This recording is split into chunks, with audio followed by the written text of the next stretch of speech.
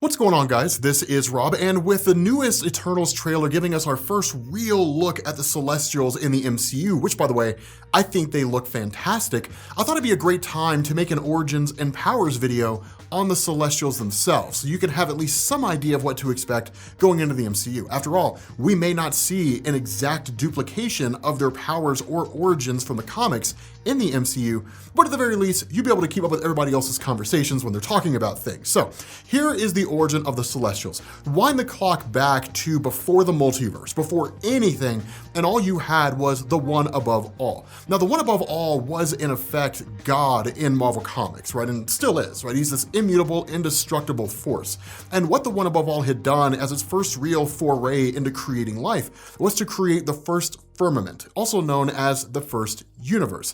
The idea here was that the first universe was basically autonomous. It could do whatever it wanted to do, but it was lonely. And so what it did was basically create children. And so you can kind of think of the first universe as a kind of sentience of a universe itself, basically like a giant empty chasm. And so in creating its children, which it called the Aspirants, what they started doing was creating things to fill this universal space, solar systems and galaxies and stars and different things like that. Now, the way this worked is that the Aspirants, whenever they created a thing, a planet, life on that planet, stars, galaxies, whatever, they would approach the first universe and they would ask its permission or ask if it was satisfied with what they'd done. And if the first universe was happy with their creation, then their creation would continue on to its eventual end. Whatever that end happened to be, right? An asteroid hitting a planet and the planet gets destroyed, a galaxy being sucked into a supermassive black hole at its center, doesn't really matter. But if the first universe said it was unhappy with their creation, the Aspirants would destroy what they created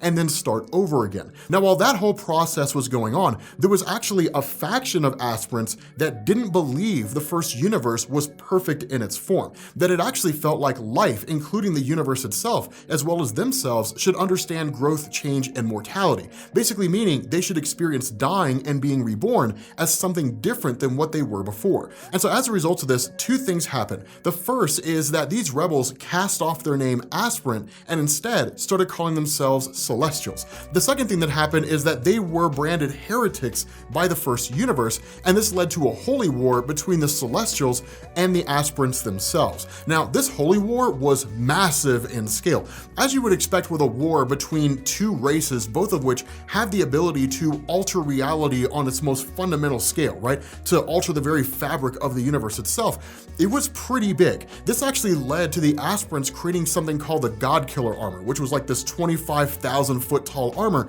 that was used by the Aspirants to literally hunt down and destroy Celestials. Now, for reasons that are never really given to us, what we end up finding out is that the Aspirants had essentially gotten themselves involved in a civil war, and that what the Celestials had done is they had used that opportunity to basically capitalize and destroy the Aspirants. The second thing they did is they detonated what amounted to a cosmic bomb, and when it went off, it essentially shattered the first universe into an infinite number of pieces, and that's where the first multiverse comes from. And so following that, with the Aspirants dead, the first universe essentially now becoming the first multiverse, this led to the Celestials essentially duplicating themselves and then spreading throughout the entirety of the multiverse. And that's why you have Celestials in every universe throughout the whole multiverse, and they're all basically duplicates of each other because they are in effect duplicates. They made copies and just kind of sent themselves forward. Now, having said all of that, what's the power of the Celestials? And as a bonus question, what do Celestials do? Okay, the power of the Celestials is basically infinite.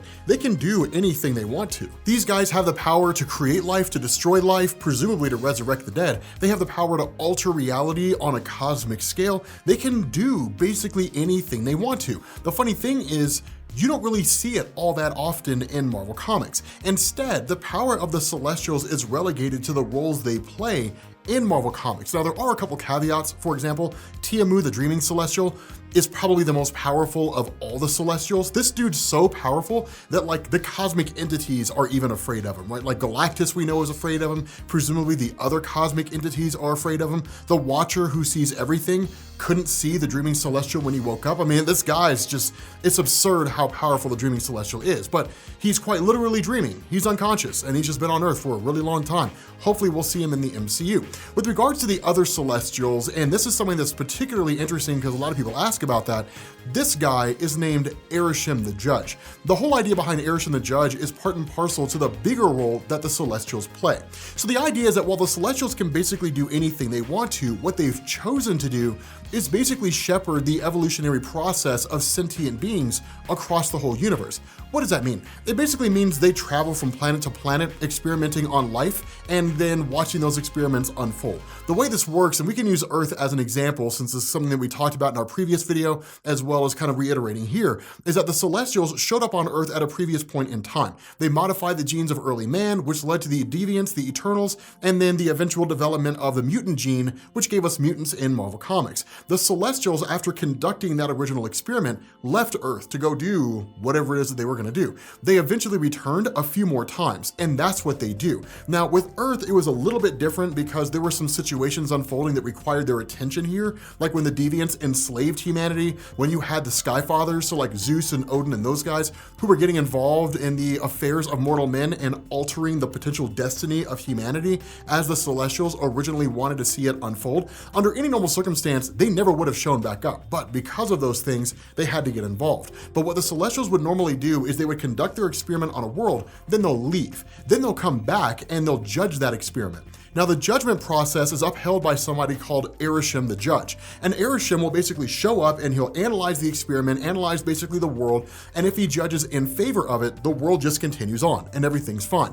If Arishem judges against the world, then the world is completely sanitized. And when I say sanitized, I mean completely cleansed. All life on that world is completely and totally eradicated. And then following that, the celestial gardeners will step in and they'll start the process of seeding life on that world. And then the entire experimentation process will begin again, and the celestials will leave, then they'll come back and they'll judge it again, right? This is kind of how that whole thing works. That's the role they play in the universe. But despite that being their role, they're immensely powerful. And there's multiple instances when you can look at Marvel Comics and get a good idea of how powerful they are. Now, the question you guys are undoubtedly going to be asking, and that other people are going to be asking here, is how does the power of the Celestials compare to the power of an Infinity Gauntlet? Okay, this is probably going to be the most popular question anybody's going to ask. The Celestials are not necessarily equal to the power of an Infinity Gauntlet, but they kind of are. It's a weird situation. So when you look at what the Celestials do, they modify and they alter the fabric of the universe, right? It's like picking up a pen and writing on paper. That's really all it is. When it comes to something like the Infinity Gauntlet, it makes you one with the universe. So it's like you are the pen and you are the paper, right? It really allows a far more nuanced scale. More specifically than that, in terms of how Marvel explains it, it's just a hierarchy, right? Having the Infinity Gauntlet makes you more powerful than a Celestial. We know that because when Thanos had the Infinity Gauntlet in the original Infinity Gauntlet story, the Celestials couldn't overpower him. In fact, nobody could, not even Eternity, the walking, talking embodiment of the universe itself could not overpower Thanos. So the Infinity Gauntlet is basically top tier when it comes to any one particular universe. I personally think the Cosmic Cube is as well, just because the Cosmic Cube is basically a wishing box, so you can do anything you want with it as long as you possess a Cosmic Cube. You can defy the laws of physics, you can do all kinds of crazy things. But for their power, the Celestials are basically just these wildly powerful beings, right? There's nothing they cannot do. There's nothing beyond their ability to achieve because of the power they possess. If you can imagine it, they can do it. That's just the kind of power they have. The biggest issue is you don't really see them using that power because that's not the role they play in the universe. It's like Galactus, right? The role of Galactus is to basically maintain universal balance by traveling from world to world that's life-sustaining and consuming that world, thereby destroying it and most likely eradicating all the people on it. But just because Galactus does that does not mean that he's not wildly powerful. He's insanely powerful. You just don't really see him using his power on that level very often. And indeed, that's for most of the cosmic entities you see in Marvel Comics. Eon, Eternity, Infinity, the In-Betweener, a lot of these guys, right? They have insane levels of power. You just don't really see them use that power all that often. One, because it probably wouldn't make for a very compelling story. And two, because they just don't really need to. If we're being honest with ourselves though, when it comes to these things, the Infinity Gauntlet, the Celestials, Eternity, Infinity, these cosmic entities like Galactus and all that kind of stuff, their level of power is so extreme, there might as well not be any differentiation. I mean, sure, technically the Infinity Gauntlet is more powerful than a Celestial, but when you're talking about the ability to warp or alter reality on a universal scale, to manipulate time, to scan and control the thoughts of all beings in existence, to literally reshape reality as you see fit, there really is no differentiation there. I guess the big difference is that the Infinity Gauntlet can alter reality harder than the Celestials can? I don't know. I don't really know how you justify that. But Marvel does. They give us a kind of hierarchy and just sort of go forward from there. With that being said, guys, we're gonna bring this to an end. If you guys are looking for a more comprehensive explanation about the Celestials, something that will give you a ton of information, way more than I gave you here, make sure you guys check out the link down in the description. It'll take you to my Celestials Explained video over at Comics Explained, where I will make you an expert on the race, group, team, whatever you want to call them, in the span of about 20 to 25 minutes, covering a lot more information than we covered here. And yeah, I will catch you all later. Peace.